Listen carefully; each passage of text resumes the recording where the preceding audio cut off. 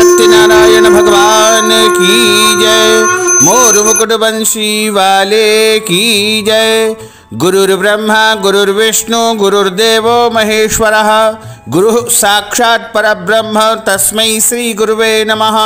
सच्चिदानंद रूपाय विश्वोत्पत्त्यादि Hathaway तापत्रय विनाशाय श्रीकृष्णाय वयं नमः। श्री सत्यनारायण भगवान की कथा। प्रथम अध्याय। एक समय की बात है, नैमिषारण्य तीर्थ में शौनकादि 88,000 ऋषियों ने सूत जी महाराज से पूछा, इस कलयुग में वेद विद्या रहित मनुष्यों को प्रभु की भक्ति कैसे मिलेगी तथा उनका उद्धार कैसे होगा। हे मुनिश्रेष्ठ, कोई ऐसा तप बतलाइए जिससे थोड़े समय में पुण्य की प्राप्ति हो जाए और मनवांछित फल मिल जाए। इस प्रकार की कथा सुनने की हम इच्छा रखते हैं। सर्व शास्त्रों के ज्ञाता सूत जी महाराज बोले, हे वैष्णव में पूज्य, आप सभी ने प्राणियों के हित की बात पूछी है, इसलिए एक ऐसे श्रेष्ठ व्रत को आप लोगों को बताऊंगा जिसे नारद जी ने भगवान श्री हरि लक्ष्मी नारायण जी से पूछा था और लक्ष्मीपति ने मुनि श्रेष्ठ नारद जी से कहा था। आप सब इसे ध्यान पूर्वक सुनिए। एक समय की बात है, योगीराज नारद जी दूसरों के हित की इच्छा लिए अनेक लोकों में भ्रमण करते मृत्यु लोक में आ पहुंचे। यहाँ उन्होंने अनेक योनियों में जन्मे प्रायः सभी मनुष्यों को अपने कर्मों द्वारा अनेकों दुखों से पीड़ित देखा। उनका दुख देख नारद जी सोचने लगे, कैसा यत्न किया जाए जिससे इनके सारे दुखों का अंत हो जाए। इसी विचार पर मनन करते हुए विष्णु लोक में गए। वहाँ देवों के ईश नारायण की स्तुति करने लगे, जिनके हाथों में शंख चक्र गदा और पद्म थे, गले में वरमाला पहने थे। नारद जी वहां पहुंच करके सबसे पहले स्तुति करते हैं, हे भगवान, आप अत्यंत शक्ति से संपन्न है, मन तथा वाणी भी आपको नहीं पा सकती है। आपका आदि मध्य और अंत नहीं है। निर्गुण स्वरूप सृष्टि के कारण भक्तों के दुखों को दूर करने वाले आपको मेरा बारंबार नमस्कार है। नारद जी की स्तुति सुनकर के श्री हरि विष्णु बोले, हे मुनिश्रेष्ठ, आपके मन में क्या है? आप किस काम से यहाँ पधारे हैं? उसे निसंकोच कहिए। इस पर नारद मुनि बोले कि मृत्युलोक में अनेक योनियों में जन्मे मनुष्य अपने कर्मों के द्वारा अनेकों दुखों को भोग रहे हैं। हे नाथ, यदि आप मुझ पर दया रखते हो तो कृपा करके बताइए कि मनुष्य थोड़े से प्रयास से ही अपने सभी दुखों से कैसे छुटकारा पा सकता है। श्री हरि भगवान बोलते हैं, हे नारद, मनुष्यों की भलाई के लिए तुमने बहुत अच्छी बात पूछी है। जिसके करने से मनुष्य मोह से दुख से छूट जाता है, वह मैं तुमसे कहता हूँ, सुनो। स्वर्गलोक व मृत्युलोक दोनों में एक दुर्लभ व्रत है जो पुण्य देने वाला है। तुम्हारे प्रेम के कारण उसे सुना रहा हूँ।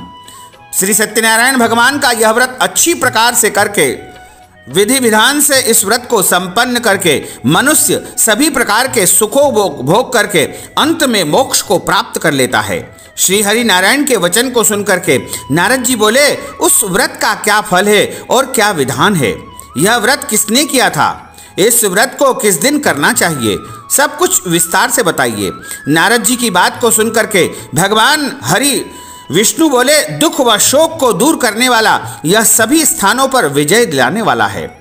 मानव को भक्ति व श्रद्धा के साथ शाम के समय भगवान सत्यनारायण की पूजा धर्म परायण होकर के ब्राह्मणों और बांधवों के साथ करनी चाहिए।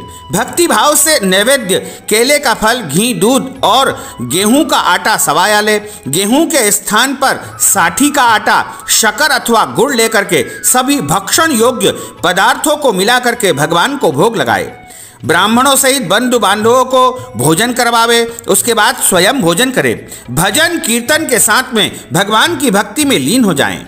इस तरह सत्यनारायण भगवान की कथा का जो है यह व्रत करने से मनुष्य की सारी इच्छाएं निश्चित पूरी हो जाती है। इस कली काल में, कलयुग में, मृत्युलोक में मोक्ष का यही एक सरल उपाय है। श्री स्कंद पुराणे रेवाखंडे सत्यनारायण कथायां महा प्रथम पुष्प श्री सत्यनारायण अर्पणमस्तु। बोलिए श्री सत्यनारायण भगवान की जय। अथ द्वितीयो अध्याय। सूत जी महाराज बोले, हे ऋषियों, जिसने पहले समय में इस व्रत को किया था उसका इतिहास कहता हूँ, ध्यान से सुनो। सुंदर काशीपुरी नगरी में एक गरीब ब्राह्मण रहता था। भूख प्यास से परेशान होकर के इस पृथ्वी पर इधर उधर भ्रमण करता था। ब्राह्मणों से प्रेम करने वाले भगवान ने एक दिन ब्राह्मण का वेश धारण करके उस निर्धन के पास जाकर के पूछा, हे विप्र, नित्य दुखी होकर के तुम पृथ्वी पर क्यों घूमते रहते हो? हे दीन, आखिर तुम्हें किस प्रकार का दुख है?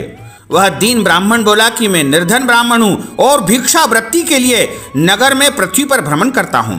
हे भगवान, यदि आप इसका कोई उपाय जानते हो तो कृपा करके मुझे बताइए। वृद्ध ब्राह्मण कहते हैं कि सत्यनारायण भगवान का जो मनोवांछित फल देने वाला पूजन है उसको तुम करो। उसको करने से सारे दुखों से तुम मुक्त हो जाओगे। वृद्ध ब्राह्मण बनकर के आए सत्यनारायण भगवान उस निर्धन ब्राह्मण को व्रत का सारा विधान बता करके वहीं पर अंतर्ध्यान हो गए। ब्राह्मण मन ही मन सोचने लगा कि जिस व्रत को वृद्ध ब्राह्मण कह करके मुझसे गए हैं उसे मैं अवश्य ही करूंगा। ऐसा उसने मन में निश्चय कर लिया। अब उसे रात भर नींद नहीं आई। प्रातःकाल जल्दी उठ करके सत्यनारायण भगवान के व्रत का निश्चय करके भिक्षा वृत्ति के लिए नगर में निकल गया।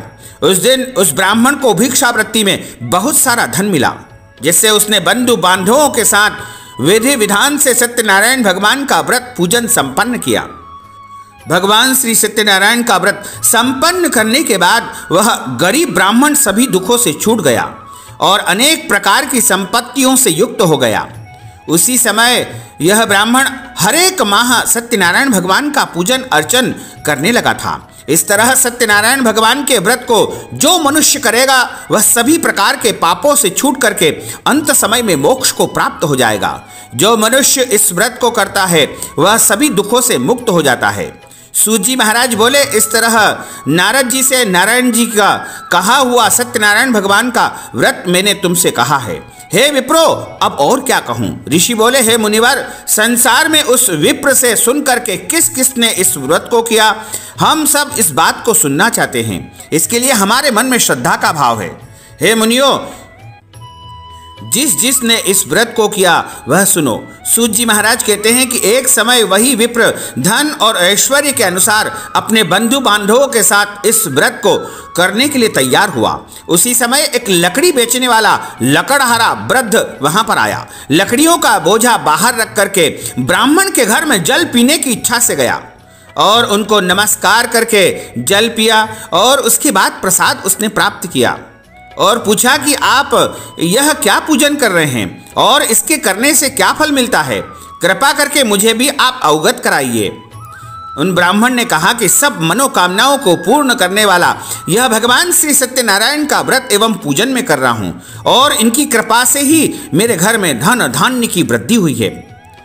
उन ब्राह्मण से सारा व्रत का विधि विधान जान करके लकड़हारा बहुत प्रसन्न हुआ और चरणामृत प्रसाद लेकर के वह अपने घर को गया।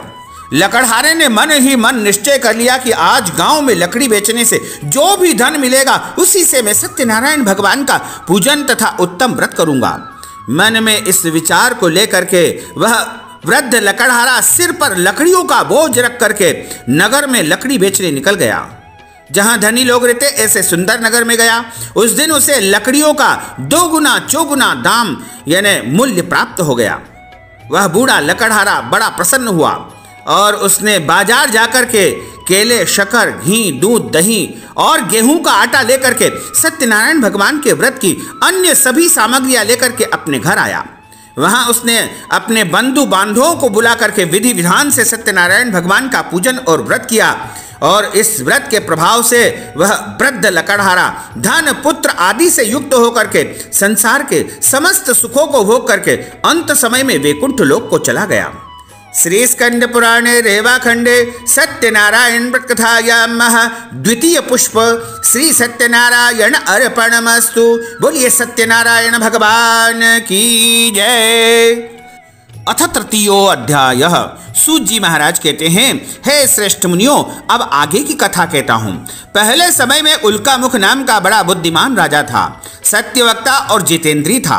प्रतिदिन मंदिर जाकर के गरीब कुबों को और ब्राह्मणों को दान दक्षिणा दिया करता था तथा गरीबों को धन देकर के उन्हें कष्ट दूर किया करता था।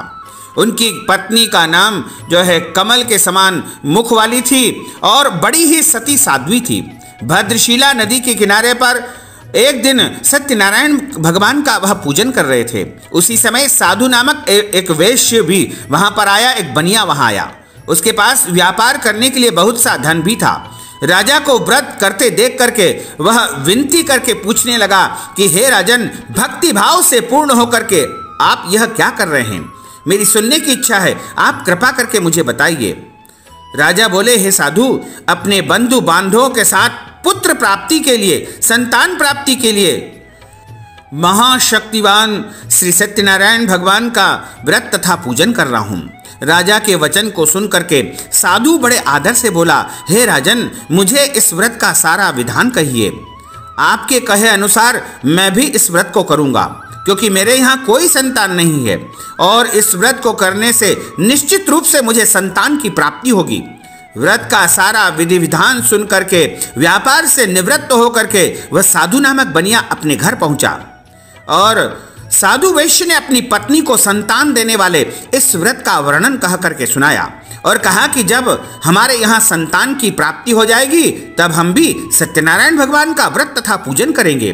साधु ने इस तरह के वचन अपनी पत्नी लीलावती को कहे।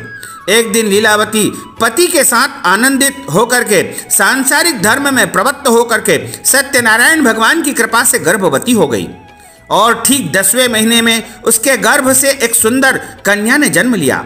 दिनों दिन वह ऐसे बढ़ने लगी जैसे कि शुक्ल पक्ष का चंद्रमा बढ़ता है। माता पिता ने अपनी कन्या का नाम कलावती रखा। एक दिन लीलावती ने मीठे शब्दों में अपने पति को याद दिलाया कि आपने सत्यनारायण भगवान के जिस व्रत को करने का संकल्प किया था उसका समय आ गया है, आप इस व्रत को करिए।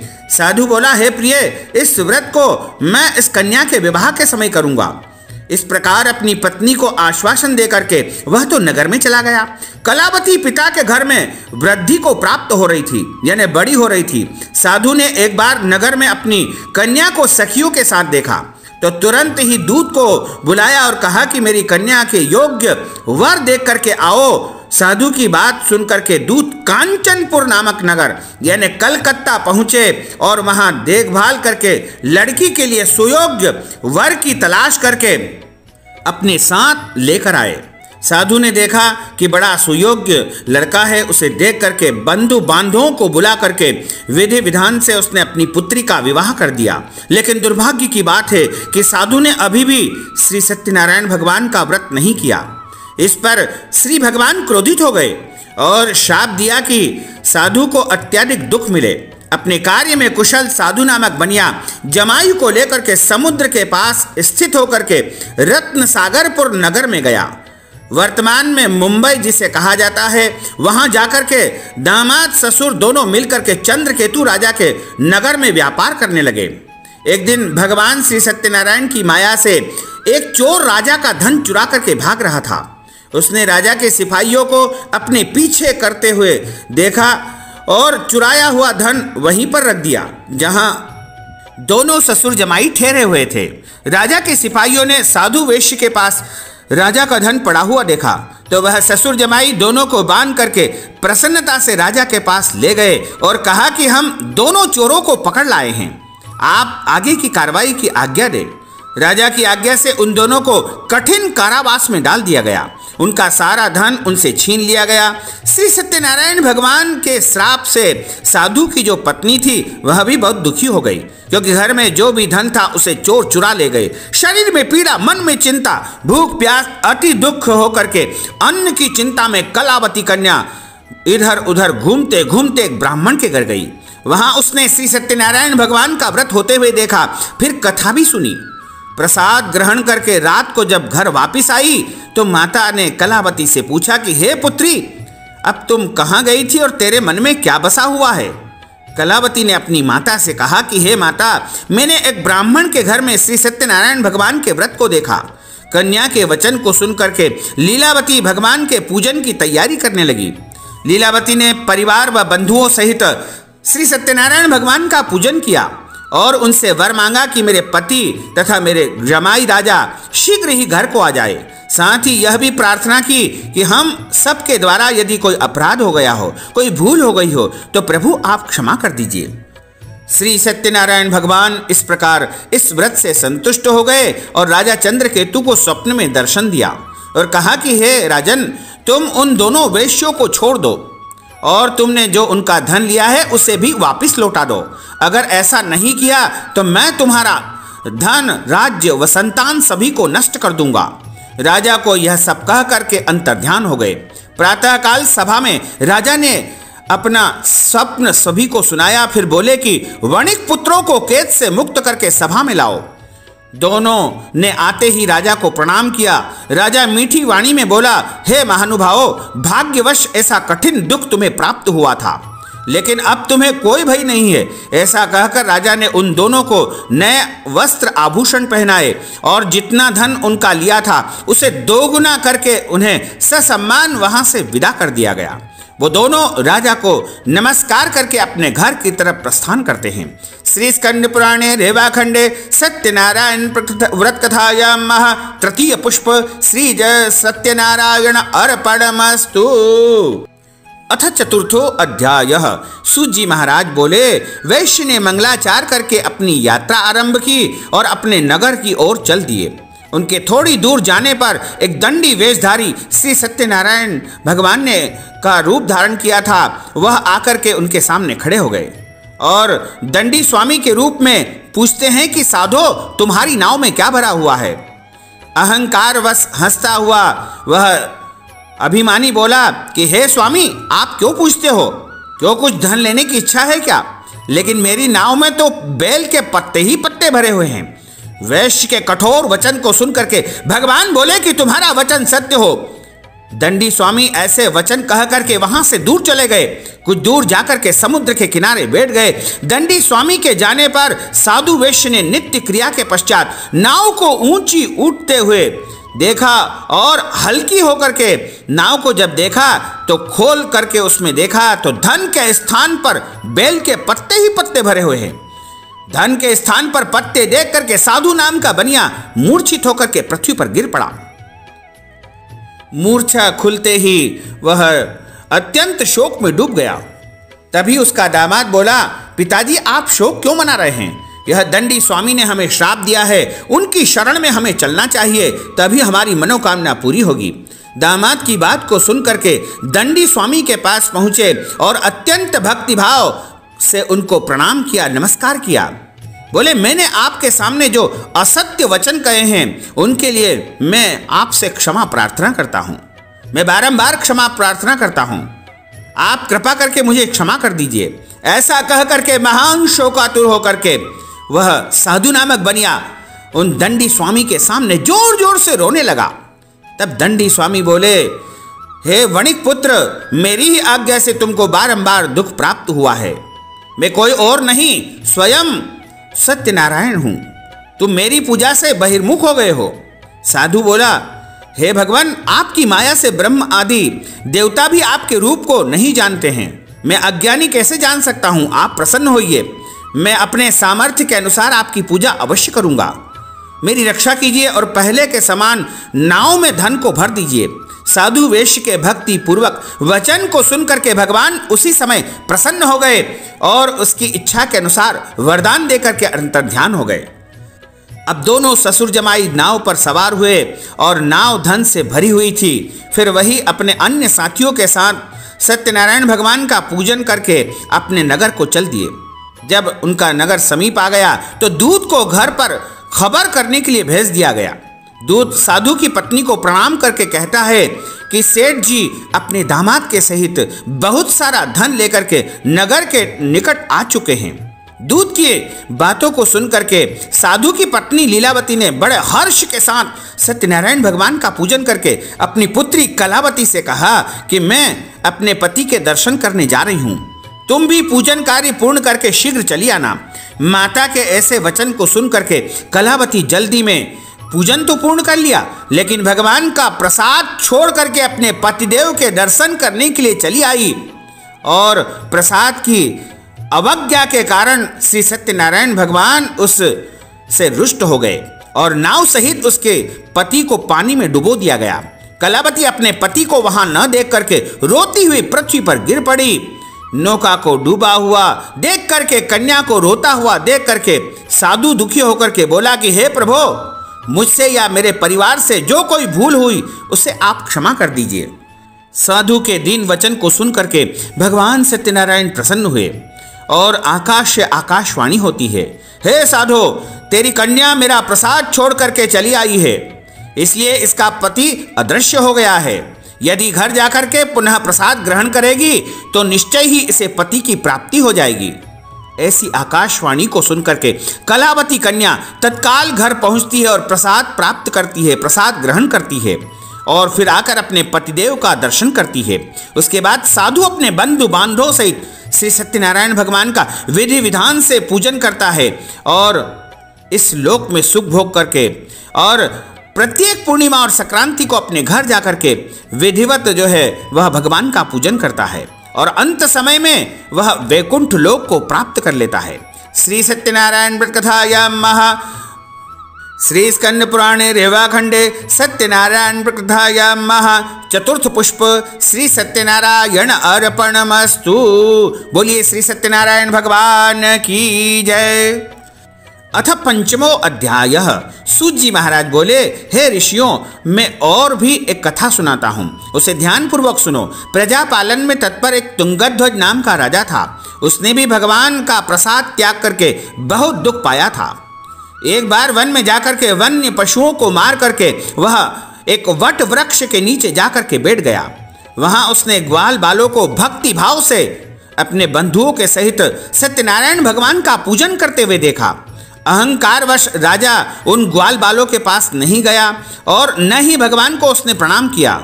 बाद में जब ग्वाल बालों ने देखा कि राजा तो विश्राम कर रहे हैं, तो राजा के पास भगवान का प्रसाद ला करके रख दिया। राजा की जब निद्रा टूटी तो उसने प्रसाद का अनादर कर दिया और अपने घर चला गया। इससे राजा का सब कुछ तहस नहस और नष्ट हो गया। उसके 100 पुत्र, धन धान्य सब कुछ उसका नष्ट हो गया। तब वह समझ गया कि भगवान की पूजा का मैंने अपमान किया है, उनके प्रसाद का मैंने अनादर किया है, इस कारण यह सब गति हुई है। वह दोबारा ग्वाल बालों के पास पहुंचा और विधि पूर्वक पूजा करके प्रसाद प्राप्त किया। सत्यनारायण भगवान की कृपा से सब कुछ पहले जैसा हो गया और बहुत समय तक इस पृथ्वी पर सुख भोगने के बाद अंत समय में उस राजा को स्वर्ग लोक की प्राप्ति हुई। जो मनुष्य परम दुर्लभ इस व्रत को करेगा तो भगवान सत्यनारायण की अनुकंपा से उसे धन धान्य की प्राप्ति होगी। निर्धन धनी हो जाता है और भय मुक्त होकर के जीवन जीता है। संतानहीन मनुष्य को संतान की प्राप्ति होती है और सारे मनोरथ पूर्ण होने पर मानव अंत काल में वैकुंठ लोक को चला जाता है। सूत जी महाराज बोले कि जिन्होंने पहले इस व्रत को किया, अब उनके दूसरे जन्म की कथा मैं कहता हूं। वृद्ध शतानंद नामक ब्राह्मण ने सुदामा का जन्म पाया और अगले जन्म में भगवान कृष्ण की भक्ति करके मोक्ष को प्राप्त किया। लकड़हारे ने अगले जन्म में निषाद राज बन करके भगवान श्री रामचंद्र जी की सेवा की तथा उसके पश्चात उसने भी मोक्ष पाया। उल्कामुख नाम का जो राजा था वह दशरथ हुए और भगवान श्री राम तथा रंगनाथ जी की सेवा करके वैकुंठ लोक को चले गए। साधु नामक के वैश्य मोरध्वज बनकर के अपने पुत्र को आरे से चीर करके भगवान को दान दे करके उन्होंने भी मोक्ष पाया। महाराज तुंगध्वज ने स्वयंभू होकर के भगवान में भक्ति होकर के भागवत धर्म का इस संसार में प्रचार प्रसार किया। श्री स्कंद पुराणे रेवाखंडे सत्यनारायण व्रत कथायां पंचम पुष्प श्री सत्यनारायण अर्पणमस्तु। बोलिए श्री सत्यनारायण भगवान की जय। श्री वृंदावन बिहारी लाल की जय। श्री गोपाल कृष्ण भगवान की जय। अच्युतं केशवं राम नारायणं कृष्ण दामोदरं वासुदेवं हरे श्रीधरं माधवं गोपिका वल्लभं श्री जानकी नायकं श्री रामचंद्रं भजे। जानकी मनोहरं सर्वलोकनायकं श्री शंकरादिसेवितं पुण्य नाम कीर्तनम श्री राम राम राम राम राम नाम तायकम राम कृष्ण वासुदेव भक्ति मुक्तिदायकम राम कृष्ण वासुदेव भक्ति मुक्तिदायकम राम कृष्ण वासुदेव भक्ति मुक्तिदायकम। बोलिए श्री सत्यनारायण भगवान की जय, मोर मुकुट बंसी वाले की जय, गोपाल कृष्ण भगवान की जय, श्री वृंदावन बिहारी लाल की जय। धर्म की जय हो, अधर्म का नाश हो, प्राणियों में सद्भावना हो, विश्व का कल्याण हो, सनातन धर्म की जय हो, गौ माता की जय हो, नगर बस्ती की जय हो, आज के आनंद की जय हो। नमः पार्वती पतये, हर हर महादेव हर। ओम जय लक्ष्मी रमणा स्वामी जय लक्ष्मी रमणा, सत्यनारायण स्वामी सत्यनारायण स्वामी जनपातक हरणा। ओम जय लक्ष्मी रमणा, रत्न जड़ित सिंहासन अद्भुत छबिराजे स्वामी अद्भुत छबिराजे। नारद करत निरंजन नारद करत निरंजन घंटा ध्वनि बाजे। ओम जय लक्ष्मी रमणा, प्रगट भये कलि कारण द्विज को दर्श दियो स्वामी द्विज को दर्श दियो।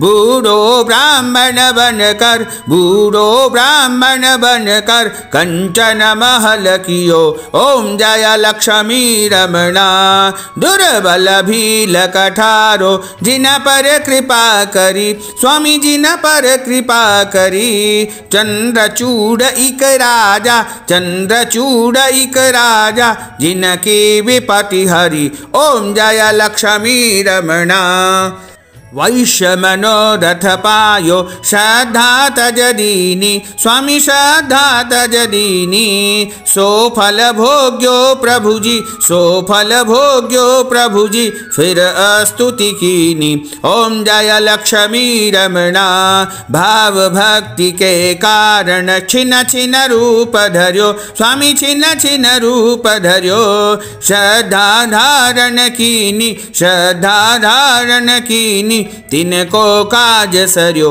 ओम जय लक्ष्मी रमणा, ग्वाल बाल संग राजा वन में भक्ति करी स्वामी वन में भक्ति करी। मन वांछित फल दीनो मन वांछित फल दीनो दीन दयालु हरि। ओम जय लक्ष्मी रमणा, चढ़त प्रसाद सवायो कदली फल मेवा स्वामी कदली फल मेवा। धूप दीप तुलसी से धूप दीप तुलसी से राजी सतदेवा। ओम जय लक्ष्मी रमणा, सत्यनारायण स्वामी की आरती जो कोई नर गावे स्वामी जो कोई नर गावे। कहत शिवानंद स्वामी जपत हरा हर स्वामी मन वांछित फल पावे। ओम जय लक्ष्मी रमणा जय लक्ष्मी रमणा स्वामी जय लक्ष्मी रमणा। सत्यनारायण स्वामी सत्यनारायण स्वामी जनपातक हरणा। ओम जय लक्ष्मी रमणा। बोलिए श्री सत्यनारायण भगवान की जय, श्री वृंदावन बिहारी लाल की जय, गोपाल कृष्ण भगवान की जय। नमः पार्वती पते, हर हर महादेव हर।